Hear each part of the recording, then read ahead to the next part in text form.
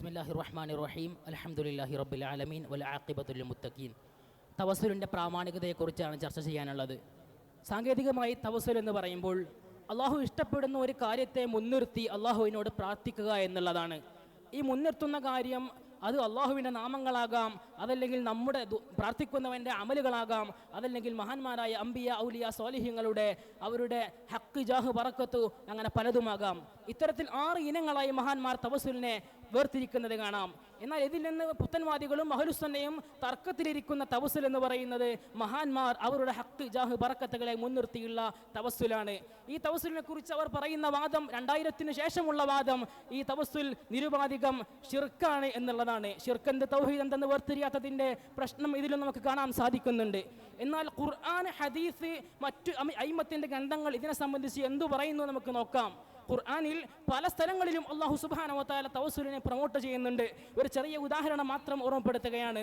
സൂറത്തുൽ ബഖറയിലെ 89-ാമത് ആയത്തിൽ വകാനു യസ്തഫ്തിഹൂന അലല്ലദീന കഫറു എന്ന ആയത്ത് വിശദീകരിച്ചുകൊണ്ട് ബഹുമാനപ്പെട്ട ഇമാം റാസി റളിയല്ലാഹു അൻഹു പറയുന്നത് കാണാം, യഹൂദികൾ മുത്തുനബിയുടെ ബിഅ്സത്തിന് മുമ്പ് തങ്ങളെ കൊണ്ട് തവസ്സുലാക്കിയിരുന്നു എന്നാണ് ഈ ആയത്ത് കൊണ്ട് അർത്ഥമാക്കുന്നത് എന്ന് ബഹുമാനപ്പെട്ട ഇമാം സുയൂത്തി തങ്ങൾ ദുറുൽ മൻസൂറിൽ ഈ ആയത്തിന്റെ വിശദീകരണത്തിൽ പറയുന്നുണ്ട്. വകാനു യസ്തൻസിറൂന ബിഹഖിൻ നബിയിൽ ഉമ്മി ഫയുൻസറൂൻ, അവർ മുത്തുനബിയുടെ ഹക്ക് കൊണ്ട് തവസ്സുലാക്കുകയും അങ്ങനെ അവർക്ക് സഹായം ലഭിക്കുകയും ചെയ്തിരുന്നു എന്ന് വളരെ വ്യക്തമായി പറയുന്നത് കാണാം. ഇതുപോലെ ഒരുപാട് ആയത്തുകൾ നമുക്ക് കാണാൻ കഴിയും. ഇനി ഹദീത്ത് പരിശോധിച്ച് നോക്കിയാലോ, ബഹുമാനപ്പെട്ട മുത്തുനബി സല്ലല്ലാഹു അലൈഹി വസല്ലം തങ്ങൾ തന്നെ തവസ്സുൽ നടത്തിയ കിതാബുകളിൽ നമുക്ക് കാണാൻ കഴിയും. ഇമാം ബുഖാരി തങ്ങൾ പറഞ്ഞു, മുത്തുനബി തങ്ങൾ അഊദു ബികലിമാത്തില്ലാഹി തമ്മാത്തി മിൻ ശർരി മാ ഖലഖ് എന്നത് പതിവാക്കാറുണ്ടായിരുന്നു. ഇതിന്റെ അർത്ഥം ബഹുമാനപ്പെട്ട ഇമാം റാസി തങ്ങൾ തഫ്സീറുൽ കബീറിൽ വിശദീകരിച്ചു. അതുകൊണ്ട് ഉദ്ദേശിക്കുന്നത് അർവാഹുൽ മുഖദ്ദസ കൊണ്ട് അർവാഹു ശർറിനെ തൊട്ട് കാബൽ ചോദിക്കലാണെന്ന്. അതുപോലെ തന്നെ ഇനി മുത്തനബിയുടെ സഹാബത്ത്, മുത്തനബി തങ്ങൾ തന്നെ, ബഹുമാനപ്പെട്ട മുത്തനബി തങ്ങൾ തന്നെ കണ്ണ് കാണാത്ത സഹാബിയോട് മുത്തനബിയെ കൊണ്ട് തവസ്സുലാക്കാൻ വേണ്ടി പറഞ്ഞ സുനൻ നസാഇ, ഇബ്നു മാജ അടക്കം വ്യത്യസ്ത കിതാബുകൾ ഹദീസുകളിൽ ഈ ഹദീസ് രേഖപ്പെടുത്തപ്പെട്ടിട്ടുണ്ട്. ഇനി സഹാബത്തിന്റെ കാര്യം എടുത്താലോ, ബഹുമാനപ്പെട്ട 2-ാം ഖലീഫ ഉമർ ഇബ്നുൽ ഖത്താബ് റളിയല്ലാഹു അൻഹു, ബുഖാരി ഇമാം തന്നെ റിവായത്ത് ചെയ്യുന്ന ഹദീസാണ്, കാന ഉമർ ഇബ്നുൽ ഖത്താബ് ഇദാ ഖഹത ഇസ്തസ്ഖാ ബി അബ്ബാസ്, ബഹുമാനപ്പെട്ട ഇബ്നു അബ്ബാസ് തങ്ങളെ തവസ്സുലാക്കിക്കൊണ്ട് മയക്ക് വേണ്ടി ദുആ ചെയ്യാറുണ്ടായിരുന്നു.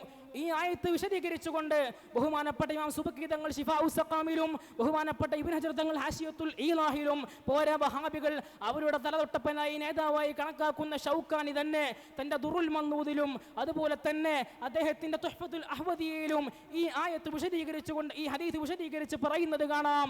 ഇത് ദലീലുൻ അല തവസ്സുൽ ബിഗൈരിഹി സല്ലല്ലാഹു അലൈഹി വസല്ലം, മുത്തുനബി അല്ലാത്തവരെ കൊണ്ടും തവസ്സുൽ ചെയ്യാമെന്നതിന്റെ തെളിവാണെന്ന് പറയുന്നത് കാണാം. പോരാ, തുഹ്ഫത്തുൽ അഹ്വദിയയിൽ അദ്ദേഹം ഒന്നുകൂടി കടന്നു പറഞ്ഞു, വഹാദാ ദലീലുൻ അല തവസ്സുൽ ബിന്നബി ബിഇജ്മാഇ സഹാബത്തി, മുത്തുനബിയുടെ ഇജ്മാ, സഹാബത്തിന്റെ സുകൂത്തിയായ ഇജ്മാ കൊണ്ട് ഉമർ തങ്ങൾ അങ്ങനെ ചെയ്തപ്പോൾ സഹാബത്ത് മുഴുവനും അത് അംഗീകരിച്ചു എന്ന നിലക്ക് ഇത് സുകൂത്തിയായ ഇജ്മാ കൊണ്ട് സ്ഥിരപ്പെട്ടതാണെന്ന് ഷൗക്കാനി തന്നെ തന്റെ തുഹ്ഫത്തുൽ അഹ്വദിയിൽ പറയുന്നത് കാണാം.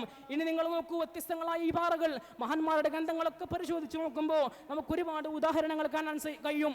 ബഹുമാനപ്പെട്ട സുബക്കി ഇമാം തന്നെ ശിഫാഉസ് സഖാമിൽ വളരെ കൃത്യമായി പറഞ്ഞു, ഇഅലം അന്നഹു യജൂസു വയഹ്സുനു തവസ്സുൽ വൽ ഇസ്തിഗാസ, തവസ്സുലും ഇസ്തിഗാസയും ജായിസാണെന്ന് മാത്രമല്ല അത് പുണ്യകർമ്മമാണ് എന്ന് ബഹുമാനപ്പെട്ട സുബക്കി ഇമാം വളരെ കൃത്യമായി ശിഫാഉസ് സഖാമിൽ പറഞ്ഞു.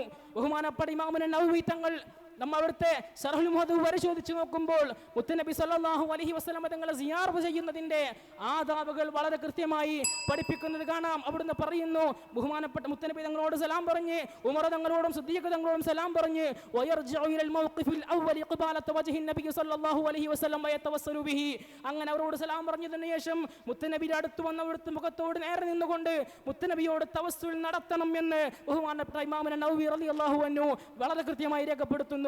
താരീഖ് ബഗ്ദാദ് ബഹുമാനപ്പെട്ട ഷാഫി ഇമാമിന്റെ തവസ്സുൽ, അബൂ ഹനീഫ ഇമാം തങ്ങളെ കൊണ്ട് നടത്തിയ തവസ്സുൽ വളരെ കൃത്യമായി രേഖപ്പെടുത്തുന്നുണ്ട്.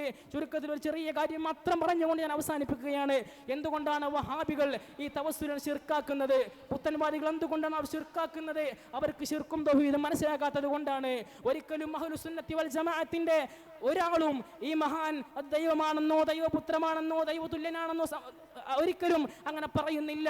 മറിച്ച് ഈ മഹാൻ, ഈ അംബിയ, ഈ നബി അല്ലെങ്കിൽ ഈ വലിയ അള്ളാഹു അതാത് സമയങ്ങളിൽ നൽകുന്ന മോചിസത്ത് കറാമത്ത് മുഖാന്തരമായി അവരെ ഒരു വസീലയായി അള്ളാഹുവിൽ നിന്നുള്ള സഹായം ലഭിക്കുന്നു എന്നാണ് അഹ്ലുസുന്ന വൽ ജമാഅത്തിന്റെ വാദം എന്ന് മാത്രം ഓർമ്മപ്പെടുത്തിക്കൊണ്ട് വാഖിറു ദഅവാനാ അൽഹംദുലില്ലാഹി റബ്ബിൽ ആലമീൻ. അസ്സലാമു അലൈക്കും വറഹ്മത്തുള്ളാഹി.